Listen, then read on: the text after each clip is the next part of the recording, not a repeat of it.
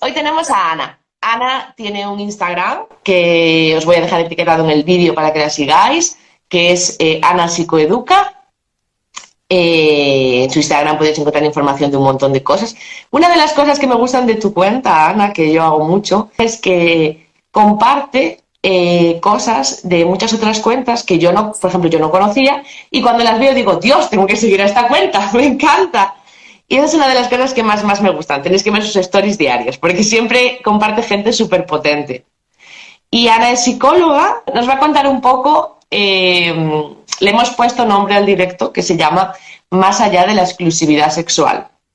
Esto viene siendo, pues, diferentes tipos y modelos de relaciones más allá de la monogamia. ¿Bien explicado o no? Sí, vamos a profundizar en el tema. Pienso que igual hay alguna gente que va a tener una expectativa muy específica de lo que vamos a hablar, igual no encuentra exactamente lo que creía, pero creo que también esa es la gracia del tema, ¿no? De la forma de abordar.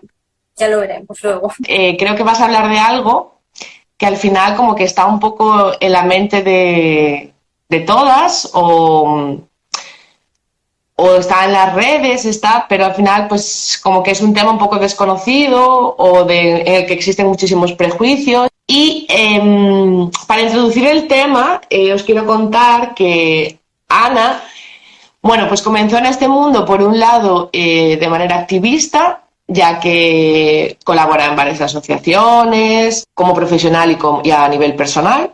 En varias de ellas pues ha dado talleres de educación sexoafectiva.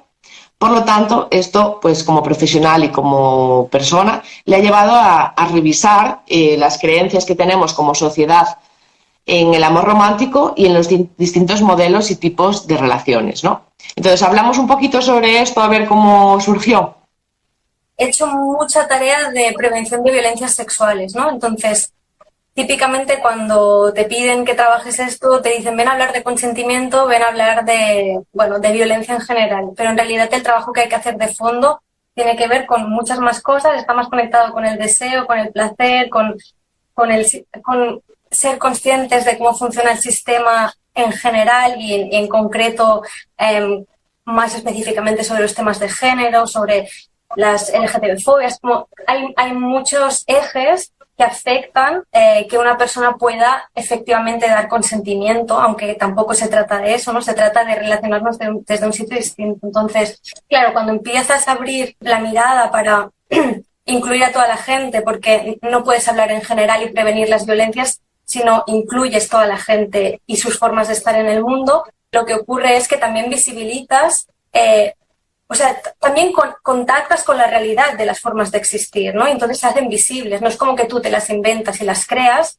sino más que de repente pues empiezan a tomar el espacio que ya ocupan en el mundo, ¿no? Y tú simplemente pues haces un reconocimiento de eso. Entonces, para trabajar las violencias es muy importante la comunidad, es muy importante la red.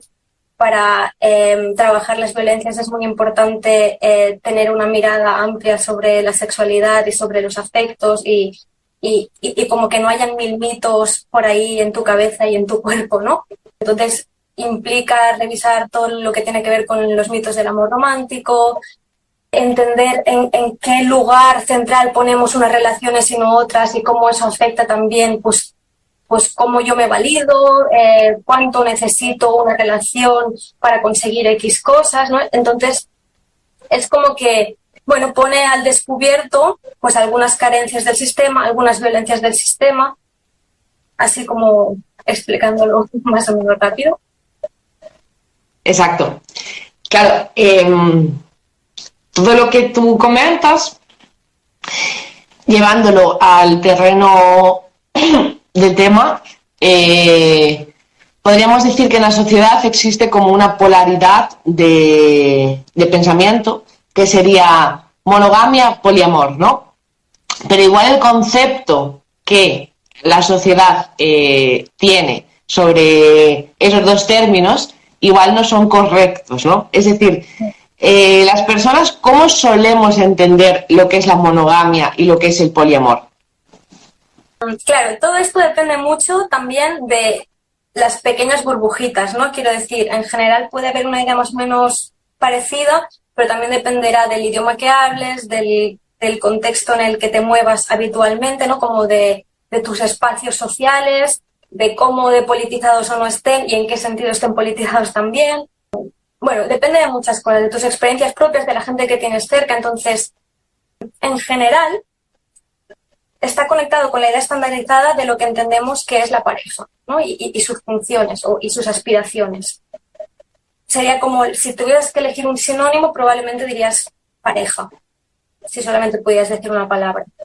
Igual dirías pareja reproductora, familia, ¿no? Podría también tirar por ahí la idea. Si hubiese un extraterrestre que llegase aquí, esto lo hablaba con una amiga y me decía, imaginemos que con un extraterrestre hay que explicarle qué es una familia o qué es una pareja. Incluso si tú tienes una versión de pareja y de familia muy distinta a eso, lo que te vendrá en mente y lo que probablemente replicarás al explicarle, ¿no? Si solamente puedes ofrecer una imagen, será lo que otra amiga llama la familia IKEA, ¿no? O sea, como la postal, ¿no? De una familia, de una pareja que es hetero, por supuesto, que es blanca, que es cis, que tiene un mínimo de ingresos, que tiene plena funcionalidad a nivel motor, ¿no? Ahí no nos entran otras cosas, neurotípica también, y si hay, o sea, que convive en un mismo espacio, pero no convive con gente con la que no hay consanguinidad, y si hay consanguinidad probablemente nos imaginamos descendencia, no nos imaginamos a los abuelos o viviendo con los primos o con la cuñada, ¿no? Por ejemplo.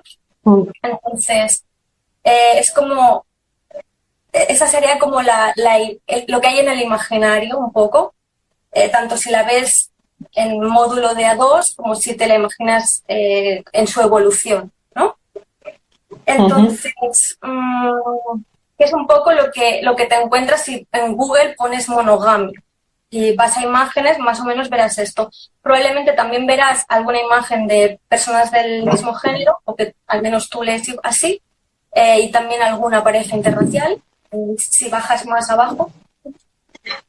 Pero digamos que el factor común de estos elementos, digamos, sería que en la idea de monogamia se piensa como que hay una exclusividad sexual implícita, que hay un acuerdo de ese tipo en la pareja. Si no, ya es otra cosa, ¿no? Es como si no, ya no es una pareja seria, probablemente. Entonces, ese acuerdo va un poco de ni tú ni yo vamos a tener sexo con otra gente, o al menos no oficialmente, porque claro, los cuernos en monogamia son una realidad. Y tampoco, o sea, y como que la mera conversación sobre pensar en abrir esa exclusividad o no colocarla de entrada, digamos, o tener fantasías o desearlo, ya se vive como una amenaza al vínculo, como una prueba de que ese vínculo no es real, de que no es verdadero, de que no hay amor sincero ahí, y que si de verdad tuviera esas cosas no se estaría abriendo esta conversación. Totalmente. O sea, la idea que se tiene de monogamia es esa. Dos personas que han llegado al acuerdo, o bueno, a veces no es que hayan llegado, porque a veces como que es implícito ese acuerdo. O sea, se da por hecho que solo va a haber esas dos personas. Se da por hecho que tú no vas a tener sentimientos afectivos más allá de una amistad o tu familia o etcétera hacia otras personas, y también se da por hecho que tú no vas a mantener relaciones sexuales, no vas a crear vínculos sexuales con otras personas. Pero es que a veces, claro, ni siquiera nos lo planteamos cuando empezamos una relación. En plan, cuando, vamos a decir, cuando tú conoces a alguien y esa relación, pues vamos a decirlo así, va pasando X niveles, ¿no? Y llega un punto que tienes esa conversación de vamos a consolidarnos como una pareja, o esto va a ser una relación más seria o tal. Directamente lo que se da por hecho es que ya no puedes tener vínculos con otras personas. Y me atrevo a decir que en el 90% de los casos no se habla eso, o sea, se da. Claro, la fidelidad malentendida se da ahí. es el modo por defecto. Entonces es como si tú entras a Ajá. un videojuego, el modo por defecto ya está activado. Si no quieres jugar ese modo, te tienes que ir a los settings, ajustes y cambiar cosas. O con el móvil también hay un modo por defecto. Entonces, la conversación de que somos básicamente es esa forma de que si me dices que somos pareja, yo ya asumo y no te pregunto y ya me queda asegurado que aquí hay un pacto no dicho de que no vamos a guarrear con otra gente. Así como resumido, viene a ser eso. Totalmente. Y que mientras no haya esa conversación, puedes llevar mejor o peor, puedes imaginar o no que la otra persona está viendo más gente, pero no tienes la legitimidad para preguntarlo o para pedir que no sea así, cuando en realidad, si es una necesidad tuya que haya exclusividad sexual, deberías poder expresarla siempre, seas o no pareja, porque al final es tu necesidad y tiene que ver con tus límites. Pero hay como esta convención. Totalmente. Bueno, el símil, la metáfora que acabas de hacer del videojuego es brutal, o sea, me la voy a apuntar, pero es brutal. Pero es que es verdad que cuando no tenemos ese vínculo pues delimitado, cuando se tiene la conversación, antes está mal visto que tú digas, oye, no quiero que estés con otras personas, o yo prefiero que nuestra relación se base, o que no haya, que no mantengas relaciones sexuales con otras personas o que no te veas con otras personas, ¿no? Como que está mal visto que tú expreses esas necesidades, es decir, el mítico típico comentario es que no somos nada, yo no puedo decir nada, no somos nada. Esa es otra frase. No somos nada hasta que cerramos esa relación. Antes no éramos nada. O sea, yo creo que hay una parte en el hecho de que puedas resultar, o sea, como de que no esté bien visto que tú le digas a alguien que no quieres que haga tal o cual, porque de fondo también hay la cosa esa como de posesividad o de pertenencia, ¿no? Es decir, yo no tengo que decidir o decirte a ti lo que quiero que hagas con tu sexualidad, al final forma parte de tu libertad y autonomía y yo, como cualquier otra persona, tengo que respetarla, independientemente de si me estoy relacionando sexualmente o sexoafectivamente contigo o no. Es decir, eso es tu historia, ¿no? Eres tú quien tiene la agencia sobre eso.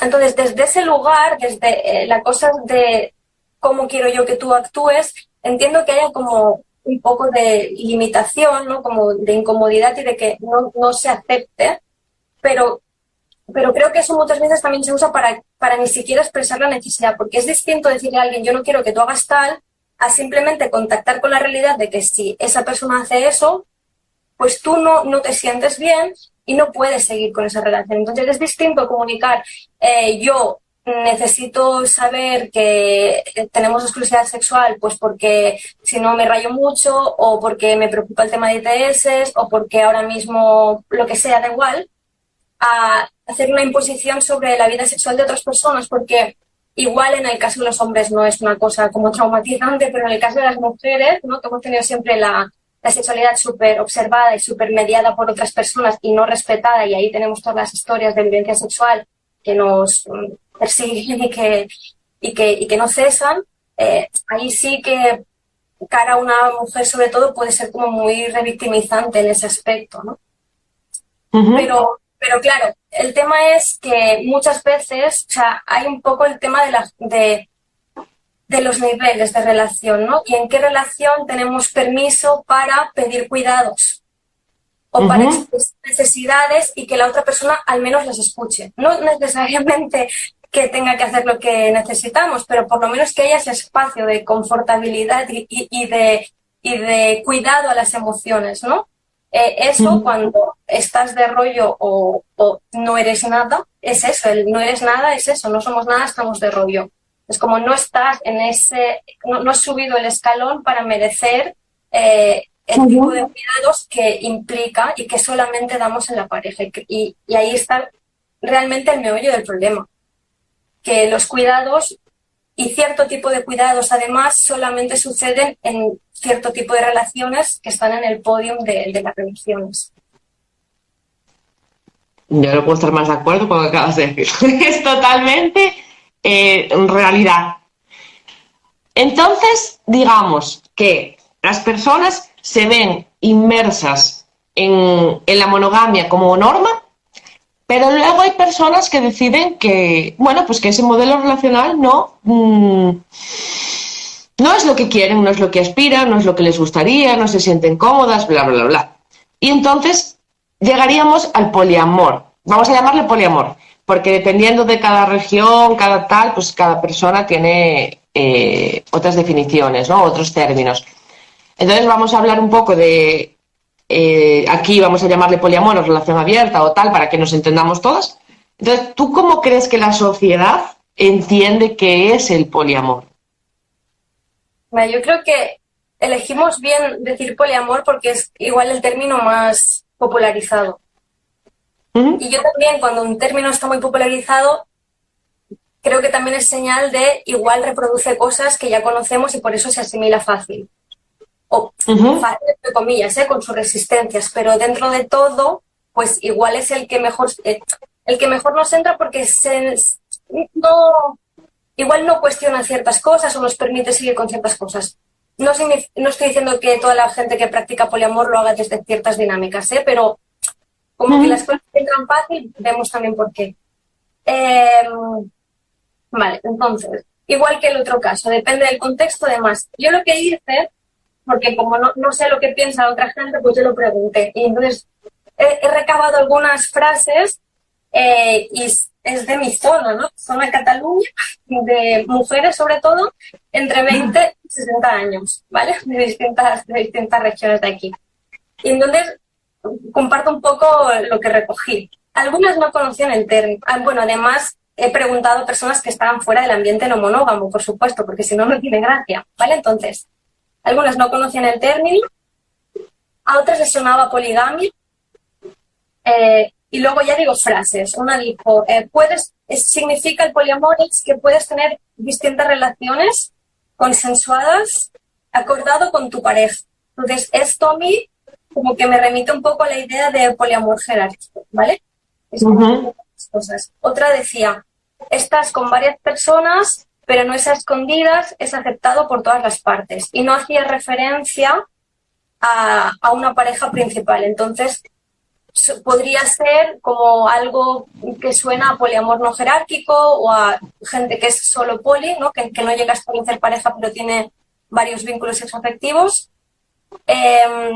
Y luego otra decía, alguien que comparte vida con 2 o 3 personas más, pero está cerrado, ¿no? Como que el vínculo está cerrado entre ellas. Entonces, eso hace un poco de referencia a las triejas, a las películas, donde hay acuerdos de polifidelidad. ¿Vale? Es como que resuena un poco por ahí. Y otra persona contestaba, porque algunas de estas eran en directo, y decía, bueno, pero yo creo que no hay número máximo de personas o de ligues o de parejas. Y otra decía, poliamor, pues serán varios amores, entonces no es lo mismo que parejas abiertas porque hay amor. Y esto es un poco lo que recogí, ¿vale? Como los highlights. Lo que yo veo de factor común en este imaginario es que lo que en todos los casos se está entendiendo es que son relaciones que no tienen exclusividad sexual, ¿vale? Algunas además no tienen exclusividad afectiva, pero como que lo que está en el imaginario así en común es que no hay exclusividad sexual. Y entonces y les pregunté sobre no monogamias. Les dije, oye, ¿y no monogamias qué? Y entonces aquí había mucha más gente que no conocía el término, que no lo habían oído siquiera, no les sonaba tampoco. Y lo que me dijeron era pues que no es monógamo, entonces pues era eso del poliamor. Entonces, lo que podría resumir que entendí de aquí es que se está entendiendo el poliamor como el par opuesto, ¿no? En términos así binarios, que es cómo funcionamos, el par opuesto, sí, contrario a la idea de monogamia, que se está entendiendo como concepto o como realidad paraguas de las no monogamias. O sea, en vez de... ¿Me estoy explicando bien? Sí. Vale. Bueno, que en realidad sería más al revés, ¿no? Las no monogamias como un concepto paraguas y una forma posible sería el poliamor. Y bueno, claro, se está entendiendo el poliamor como opuesto de la monogamia en tanto que se está reduciendo la monogamia a exclusividad sexual. Entonces, cuando tú en alguna cosa le quitas la exclusividad sexual, ya asumimos que no va a ser monógamo. Pero lo que yo vengo un poco a decir es que quitarle la exclusividad sexual a las cosas no hace la magia, ¿no? Que puede, o sea, la monogamia tiene mucho más anclaje y tiene mucha más extensión y impregna muchas más cosas que con si te acuestas o no con alguien o con cuántos alguienes te acuestas, que tiene que ver con la forma de existir en el mundo y que dice más de cómo tejemos el resto de relaciones y en qué lugares las colocamos, que no tanto de qué hacemos en lo sexual. Así como sistema. De hecho, hay una chica aquí que yo creo que la conoces, Subversiva_Mac, ¿no? No. Ah, pues guay. Bueno, yo por su nombre de Insta, me imagino ya, pero... Pues no sé, igual en persona sí, pero así por el nombre, ¿no? Pues está guay porque está, bueno, comentando aquí que ella utiliza el término no monogamias y tal, y hace una aclaración que a mí me parece muy acertada, que normalmente la gente entiende el poliamor o la no monogamia como la centralización en acumular parejas amorosas o sexuales, ¿no? Que al final es verdad, se ve de esa manera, se ve como genial, puedo acostarme con 10 personas y nadie me va a decir nada, ok, o sea, claro, hola, sí, exacto, ahí quería llegar. Me parece alucinante el trabajo de recabación de datos que has hecho, porque es muy, muy acertado. Es decir, ¿por qué la gente utiliza la palabra entonces poliamor cuando solo lo asocia sexualmente? Porque la mayoría de las personas entienden eso, ¿no? En plan, tú tienes un vínculo jerárquico o dos o lo que sea y puedes mantener relaciones sexuales con otras personas. Pero como que cuando la gente piensa en ese término deja un poco de lado el que puedas establecer vínculos afectivos, vínculos más allá de mantener relaciones sexuales un día, ¿no? Es decir, que los cuidados también tienen que ir en todas las direcciones. Claro, ¿sabes? yo creo que, sí, entiendo lo que dices. Creo que otra vez también depende de los contextos en los que te muevas, creo que los términos son una cosa y los conceptos sobre, o sea, que puede estar muy bien estipulado cómo debería ser algo, pero luego las prácticas las hacen las personas. Entonces, es que creo que en general muchas veces usamos, o sea, y ya no hablo de relaciones, ya hablo de, yo qué sé, de la precisión en los términos, que muchas veces, o sea, pues hablamos de cosas y nos adjetivamos de cierta manera y no cumplimos la definición de eso, pero bueno, es como que, pues es como bastante relajado, ¿no? La forma de, a la hora de decir cómo somos o cómo, bueno, si... o sea, yo creo que sí que hay gente que se acerca al poliamor desde una apertura y justamente buscando y comprendiendo que no se queda limitado en lo sexual, sino que va junto, ¿no? Porque es que lo sexo afectivo va junto al final. Entonces, y sí que se plantean tener relaciones donde la afectividad ocupa un lugar importante, ¿eh? O sea, luego está la gente que igual es un fuckboy y te dice que él es poliamoroso y además lo digo en masculino porque suele tener ese perfil de género.